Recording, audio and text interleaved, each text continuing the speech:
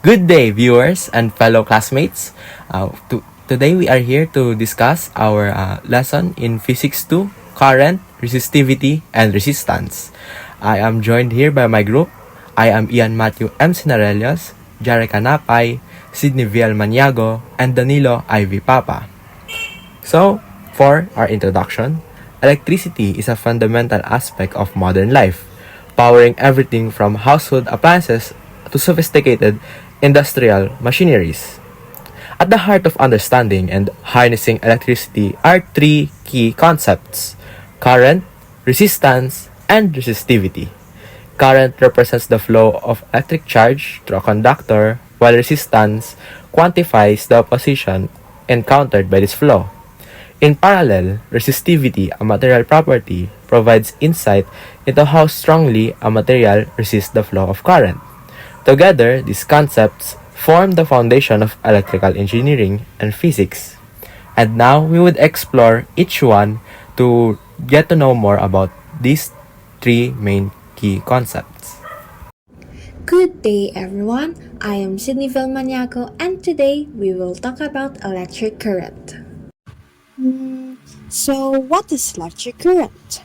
Great question. So, in the context of electricity, current denotes the flow of electric charge. The A, or amperes, measures the rate at which electric charge flows past a point in a circuit.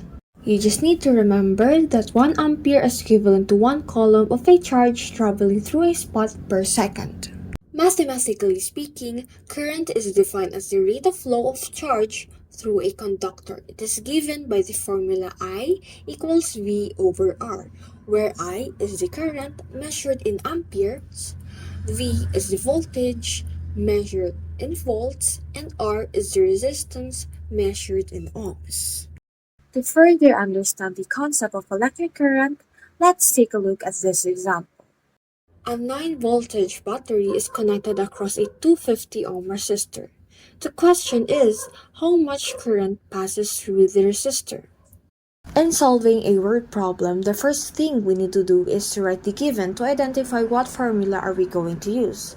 So in this problem, the givens are V equals 9 volts, R is equals to 50 ohms. Second is to write the formula, which is I equals V over R. Third is to solve. In solving, we need to substitute. So 9 volts divided by 250 ohms is equals to 0.036 ampere. In conclusion, current flows from a higher potential to a lower potential in closed circuit, driven by the electromotive force or EMF provided by the power source such as battery and generators. Hello and good day everyone. I am Jerry Canapay and today we will talk about what is resistance and what are the examples of resistance. The resistance refers to the degree to which a substance blocks the flow of electric current. It represents by the symbol R and measured in ohms. The Ohm's law is a fundamental concept that connects resistance, current, and voltage. It states that current flow through a conductor is proportional to the voltage applied across it, with resistance acting as the proportionality constant. The resistance determines the ease or difficulty of electric current flow through a material or component. Since we already talked about the formula of resistance, let's have an example. The given are 320 volts and 5 ampere. So we need to find the resistance. The formula we will use is R is equals to V divided by I.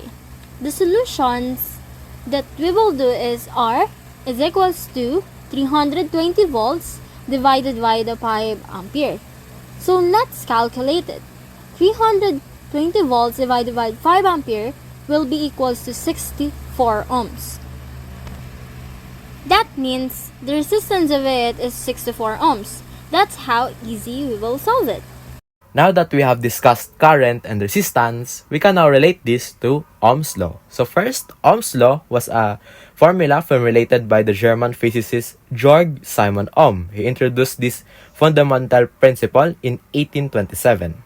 So Ohm's law is a foundational concept in electricity, establishing a direct relationship between voltage, current, and resistance.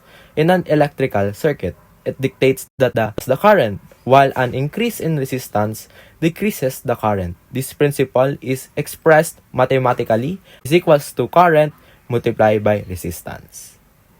Using Ohm's law, we can now derive the formula needed to find the current and resistance. For current, we can rearrange the equation as current is equals to voltage over resistance. And to find resistance, we can rearrange the equation as resistance is equals to voltage over current. Therefore, Ohm's law serves as a fundamental connection between voltage, current, and resistance within electrical circuits, enabling the anticipation of how alterations in one parameter affect the others.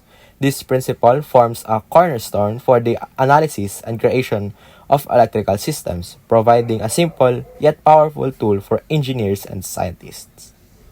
Good afternoon, classmates, and most importantly, to Sir Fax. I am Danilo Ivy Papa from 12 STEM Einstein, and today I'm going to discuss about resistivity. For starters, in physics, resistivity is a measure of material's ability to resist the flow of current of electricity. It is represented by the measure in ohm meters. Material with high resistivity impede the flow of electricity. The equation is resistivity is equals to resistance multiplied by cross-sectional area over length of the wire.